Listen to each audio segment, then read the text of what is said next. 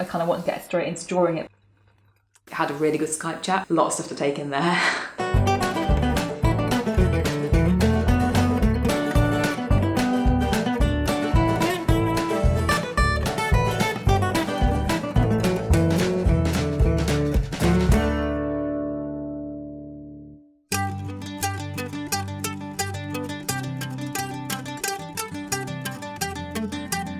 After I mentioned the other week that I unfortunately didn't get the time that I wanted to spend sort of working a little bit on my business and looking at my plan and strategy, Tom very kindly got in touch and offered to have a quick Skype call with me to answer any questions or perhaps help me solve any problems, which is really nice of him.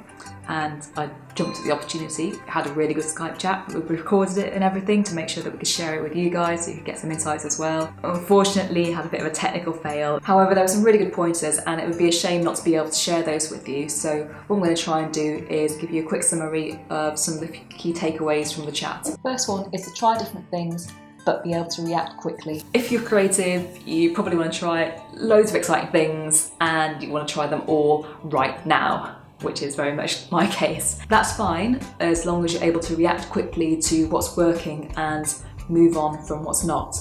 If something's not working, move on, because when you're just starting out, you need to be using your time to develop and sell the services that are actually in demand from your clients and customers. 2, focus on the first steps. If you want to try something out, just concentrate on the first few actions that you need to take for that, rather than thinking 10 miles down the line and having to devise an entire business plan. All that's going to happen is that you are going to completely paralyse yourself into inaction. It's much easier to tell yourself that you're just going to write the first word of your novel than sit down and complete it.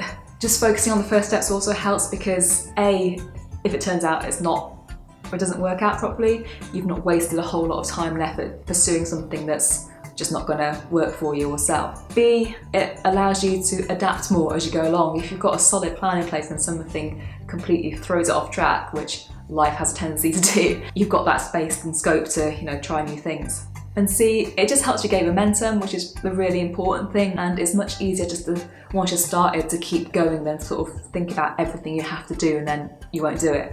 Case in point for me was that I've been thinking about doing some wedding packages because this area is really popular for weddings. There's a lot of venues that I could potentially market to, and I think it could be a good thing to do. Also, I do get inquiries about weddings, doing boards for weddings and things like that quite a lot. So that was further prompted by the lovely Carol from Design Cuts. She was asking about wedding stuff because she's getting married and she's in a lot of Facebook groups where apparently there were a lot of inquiries for people who would do wedding chalkboards. Prompted by that, I was thinking, right, I need to think about what services to offer, what I'm going to price it at, Just kind of think, there's all this extra stuff I have to work out now, and I was getting a little bit overwhelmed.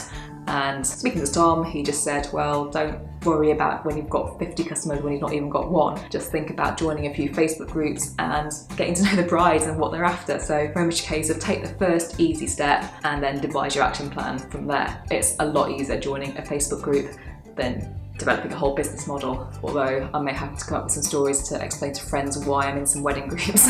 And 3, getting over the fear of selling. Selling only really feels uncomfortable if you're not going to offer value to that person. And that's when it becomes spammy, because if you've not done your research beforehand, you're offering a service to someone which hopefully is going to help them. Just approach the people that you feel that they can help, that may potentially value from your services. And the best way to do that is find out how you can help, like look into what their pain points are, what their problem is, and how you can solve it, because then it's not sales that you're helping them out, and then it's an exchange of goods and services. If you're offering something of value, people pay for it. That's just how the world works. So this is going to be a big one for me, and I think this month that's going to be the key thing I focus on, trying to gain a couple of new clients and just going out and meeting people face to face and see what's needed. A lot of stuff to take in there.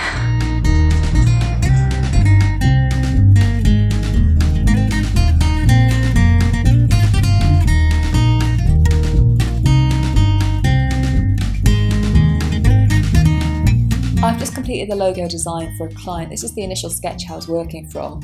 What this is they've bought a self-catering accommodation to go with their pub with rooms, and they wanted it to tie in a little bit with their existing logo. So the one on the right is more characterful, it's more cosy, and that's what gives it the unique character of the self-accommodation, whereas the one on the left is a lot closer to the existing design, but again it's got that modification with the cross keys and its implication of a bit more privacy. We went on to develop that design further, and I presented them with a mock-up, which clients always like, and got the sign off and really pleased that they're happy with it.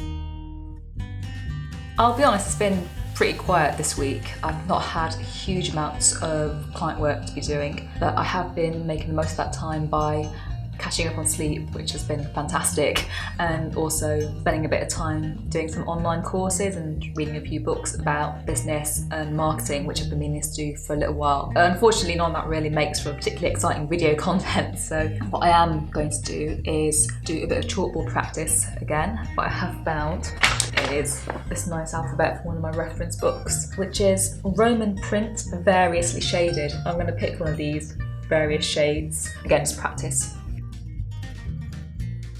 This is actually also really good for building up discipline and doing